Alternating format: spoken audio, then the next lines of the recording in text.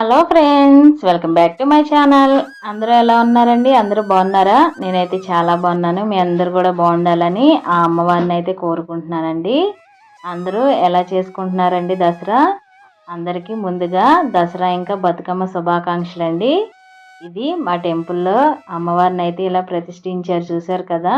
ఇదే first time అండి ఇలా అమ్మవారిని ప్రతిష్ఠించడం మా టెంపుల్లో. చూడండి అమ్మవారు ఎంత నిండుగా ఎంత చక్కగా ఉన్నారో కదా.